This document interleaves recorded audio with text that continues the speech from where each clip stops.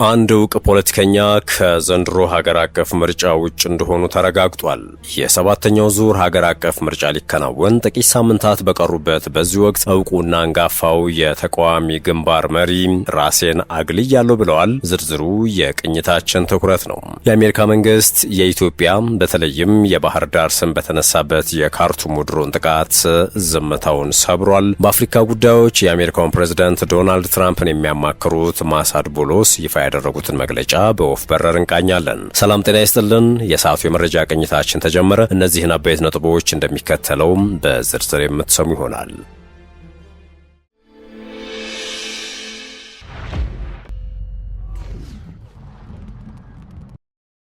ወደ ቀዳሚው ጉዳያችን አመራን። የሰባተኛው ዙር ሀገር አቀፍ ምርጫ ሊከናወን ጥቂት ሳምንታት በቀሩበት በዚህ ወቅት ዕውቁና አንጋፋው የተቃዋሚ ግንባር መሪ ራሴን አግልያለሁ ብለዋል። ሰውየው የኦነግን አንድ ክፋይ የሚመሩት ዳውድ ኢብሳ ናቸው። የኦሮሞ ነጻነት ግንባር ኦነግ ፕሬዝዳንት አቶ ዳውድ ኢብሳ በኦሮሚያ ክልል አንዳንድ አካባቢዎች ባለው የጸጥታ ችግር ምክንያት በሰባተኛው ጠቅላላ ሀገራዊ ምርጫ በእጩነት እንደማይወዳደሩ ድርጅቱ ይፋ አድርጓል። የኦነግ የዲሲፕሊን ና ቁጥጥር ኮሚቴ ሊቀመንበር አቶ አለማየሁ ዲሮም ነገሩኝ ሲል ኢትዮጵያ ኢንሳይደር እንደዘገበው አቶ ዳውድ የሚወዳደሩበት ሆሮ ጉድሩ አካባቢ ያለው የጸጥታ ስጋት ለውሳኔው ዋነኛ ምክንያት ሆኗል። ይሁን እንጂ በፕሬዝዳንቱ የምርጫ ክልል ሌሎች ብቁ እጩዎችን በማግኘት የመተካት ስራ መከናወኑን ሊቀመንበሩ ጠቁመዋል። ኦነግ በስድስተኛው ጠቅላላ ምርጫ ወቅት ከፖለቲካው ተገፍቻለሁ በሚልና አባላቱ ታስረውበት እንደነበር በመጥቀስ ሳይሳተፍ መቅረቱ ይታወሳል። ዘንድሮ ወደ ምርጫው የተመለሰው ግን የፖለቲካ ምህዳሩ ስለተሻሻለ ሳይሆን ቢያንስ በአዲስ አበባ የነበረውን አንድ ቢሮ መክፈት በመቻሉና ከምርጫ ቦርድ ጋር ለመገናኘት ጠባብ መንገድ ስለተፈጠረለት መሆኑን ነው አቶ አለማየሁ የገለጹት። እንደ ሊቀመንበሩ ገለጻም በአሁኑ ወቅት ድርጅቱ ምክትል ፕሬዝዳንት የሌለው ሲሆን ሌሎች የተወሰኑ አመራሮችም በግል ምክንያት በእጩነት አልቀረቡም። ኦነግ 230 ቢሮዎቹ ተዘግተውበት በአሁኑ ወቅት ክፍት የሆነው የአዲስ አበባው ቢሮ ብቻ መሆኑን የገለጹት አቶ አለማየሁ ይህም ብዙ እጩዎችን ለማቅረብ እንቅፋት እንደሆነባቸው አስረድተዋል። በዚህም ለሰባተኛው ጠቅላላ ሀገራዊ ምርጫ 128 እጩዎችን ብቻ ያቀረበ ሲሆን ከነዚህም ውስጥ ግማሽ ያህሉ ለሕዝብ ተወካዮች ምክር ቤት፣ 50 የሚሆኑት ለኦሮሚያ ክልል ምክር ቤት፣ ቀሪዎቹ ደግሞ በአማራ ክልል ከሚሴ፣ ቤንሻንጉል ጉሙዝ፣ አዲስ አበባ፣ ድሬዳዋና ሐረሪ ክልል የሚወዳደሩ ናቸው። በድርጅቱ አመራሮች መካከል ተፈጥሮ ስለነበረው አለመግባባት ማብራሪያ የሰጡት አቶ አለማየሁ ፓርቲያችን ውስጥ የተፈጠረ ውስጣዊ ችግር አልነበረም፣ ይልቁንም የተወሰኑ አባላት ከመንግስት ጋር ተነጋግረው የራሳቸውን መንገድ ተከትለዋል በማለት የመከፋፈሉ ዜና አስተባብለዋል።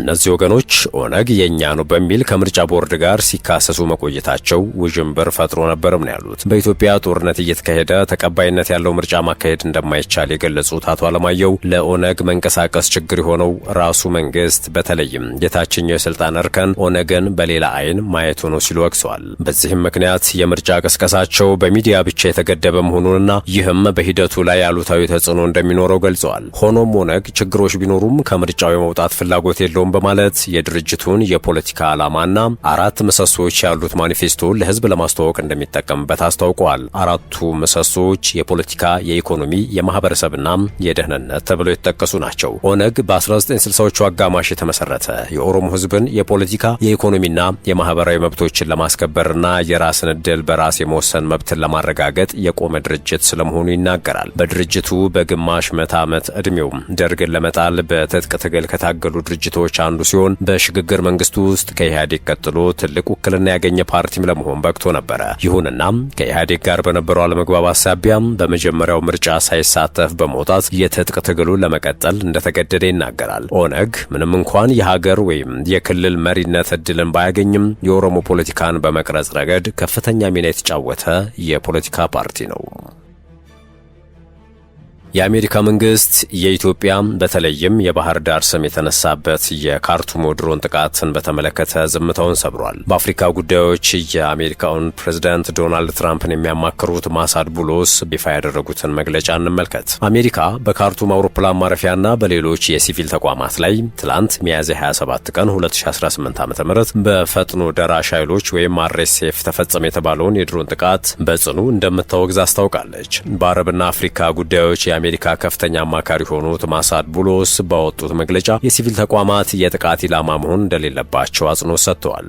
የሲቪል አውሮፕላን ማረፊያዎች ለሰብአዊ ድጋፍ አቅርቦቶችና ለረድኤት ሰራተኞች እንቅስቃሴ እጅግ ወሳኝ መሆናቸውን የገለጹት አማካሪው መሰል ጥቃቶች እጅግ አስፈላጊ ለሆነው የሰብአዊ እርዳታ ተደራሽነት ተጨማሪ እንቅፋት እንደሚፈጥሩም አስታውቀዋል። እንደነዚህ ያሉ ጥቃቶች በአስቸኳይ መቆም አለባቸው ያሉት ማሳድ ቡሎስ ተፋላሚ ወገኖች ሰብአዊ የተኩስ አቁም ስምምነትን እንዲቀበሉ ወደ ተኩስ አቁም እንዲያመሩና ሁሉን አቀፍ ብሔራዊ ውይይትን መሰረት ያደረገ በሲቪል ለሚመራ መንግስት የሚደረገውን ሽግግር እንዲያመቻቹ ጥሪ አቅርበዋል። ተፋላሚዎቹ ለዚህ አውዳሚ ግጭት ወታደራዊ መፍትሄ እንደሌለም ሊገነዘቡ እንደሚገባም አሳስበዋል። በሱዳን ግጭት ውስጥ ለሁለቱም ወገኖች የሚደረግ ማንኛውም አይነት የውጭ ድጋፍ በአስቸኳይና ያለምንም ቅድመ ሁኔታ መቆም እንዳለበት አማካሪው ገልጸዋል። ግጭቱ እንዲቀጥል የሚያስችል ማንኛውም ቀጣይነት ያለው ድጋፍ ለግጭቱ መራዘምና ለሱዳን ሕዝብ ስቃይ ቀጥተኛ ተጠያቂነትን የሚያስከትል መሆኑን አሜሪካ አስጠንቅቃለች። አማካሪው ይህንን ያሉት የሱዳን መንግስት የተባበሩት አረብ ኤምሬትስና ኢትዮጵያ በካርቱም ዓለም አቀፍ አውሮፕላን ማረፊያ ላይ የተፈጸመውን የድሮን ጥቃት አስተባብረዋል ሲል መክሰሱን ተከትሎ ነው። የሱዳን መንግስት ቃል አቀባይ ትላንት ማክሰኞ ዕለት በሰጡት መግለጫም በዋና ከተማዋ አውሮፕላን ማረፊያ በመኖሪያ መንደሮችና በበርካታ ወታደራዊ ተቋማት ላይ ተከታታይ የአየር ጥቃቶች መፈጸማቸውን ገልጸዋል። ጥቃት ከተፈጸመባቸው ወታደራዊ ተቋማት መካከል በሰሜን ካርቱም የሚገኘው የሲግናል ኮርፕስ እዝና በኦምዱርማን የሚገኘው አልማርኪያት የስልጠና ማዕከል እንደሚገኙበት ተገልጿል። የሱዳን የውጭ ጉዳይ ሚኒስትር ሙሁዲን ሳሊምና የጦር ኃይሉ ቃል አቀባይ አሲም አዋድ አብድ አልዋሃብ በጋራ በሰጡት ጋዜጣዊ መግለጫ በጥቃቱ ላይ የተሳተፉት ድሮኖች የተነሱት በኢትዮጵያ ከሚገኘው የባህር ዳር አውሮፕላን ማረፊያ መሆኑን የሚያሳይ አሳማኝ ማስረጃ አለን ብለዋል። ባለስልጣናቱ በሀገሪቱ መንግስት የዜና ወኪል በኩል ባስተላለፉት መግለጫ የተባበሩት አረብ ኤምሬትስና ኢትዮጵያ በካርቱም የአውሮፕላን ማረፊያ የቦምብ ጥቃት ላይ እጃቸው እንዳለበት በይፋ እናስታውቃለን ብለዋል። መንግስትም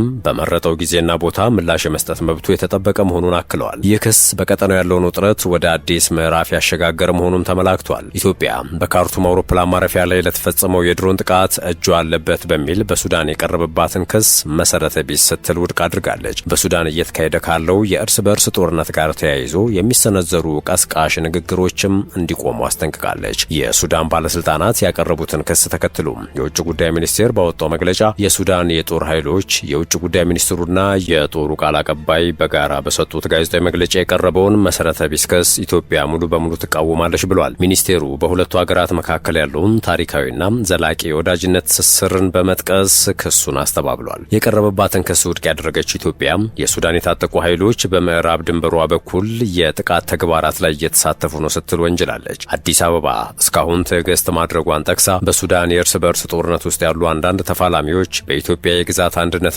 ብሔራዊ ደህንነት ላይ የፈጸሙትን ከባድ ጥሰቶችን ይፋ ከማድረግ መቆጠቧን ገልጻለች። ከጥሰቶቹ መካከል የህወሓት ቅጥረኛ ተዋጊዎችን በግጭቱ ውስጥ በሰፊው እየተጠቀሙ መሆኑ ተመላክቷል። አክሎም የሱዳን የታጠቁ ኃይሎች ለእነዚህ ቅጥረኞች የጦር መሳሪያና የገንዘብ ድጋፍ በመስጠት ወደ ኢትዮጵያ ግዛት ዘልቀው እንዲገቡ እያመቻቹ ነው ሲል የኢትዮጵያ ውጭ ጉዳይ ሚኒስቴር ከሷል። ሱዳን ለተለያዩ ጸረ ኢትዮጵያ ኃይሎች መሸሸጊያ ማዕከል ሆና እያገለገለች መሆኑን የሚያሳዩ በቂና ተአማኒ ማስረጃዎች አሉ ያለው የውጭ ጉዳይ ሚኒስቴር መግለጫ እነዚህ ድርጊቶች የራሳቸውን እኩይ አጀንዳ ለማራመድ በሚፈልጉ የውጭ ደጋፊዎች የሚመሩ ናቸውም ሲል አክሏል። ኢትዮጵያ ከሱዳን ህዝብ ጋር ያላትን አጋርነት ትቀጥላለች ያለ ሲሆን ለቀውሱ ወታደራዊ መፍትሄ ስለሌለም በተፋላሚ ወገኖች መካከል ውይይት እንዲደረግ ጥሪዋን በድጋሚ አቅርባለች። በተጨማሪም አስቸኳይ ሰብአዊ የተኩስ አቁም እንዲደረግ ቀጥሎም ዘላቂ የተኩስ አቁም ስምምነት እንዲከተል እንዲሁም ገለልተኛ ሁሉን አቀፍና ግልጽነት ያለው በሲቪል የሚመራ የውይይትና የሽግግር ሂደት እንዲኖርም አሳስባለች። የሳውዲ አረቢያ የውጭ ጉዳይ ሚኒስቴር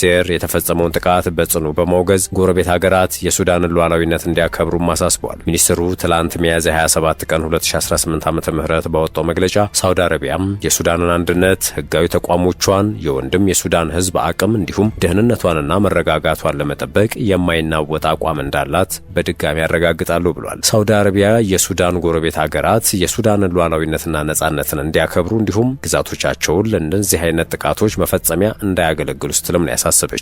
የሳውዲ መንግስት አክሎም ተፋላሚ ወገኖች ውጥረቶችን እንዲያረግቡ፣ እነዚህን ጥሰቶች በአስቸኳይ እንዲያቆሙና በጂዳ ስምምነት ሲቪሎችንና የሲቪል ተቋማትን ለመጠበቅ እንዲሁም ዓለም አቀፍ የሰብአዊ መብት ህግጋትን ለማክበር የገቡትን ቃል ኪዳን እንዲፈጽሙም ጥሪ አቅርቧል። ውድ ቤተሰቦቻችን የሰዓቱ የመረጃ ቅኝታችን አበቃ። በያላችሁበት ሰናይ ጊዜ ይሁንላችሁ።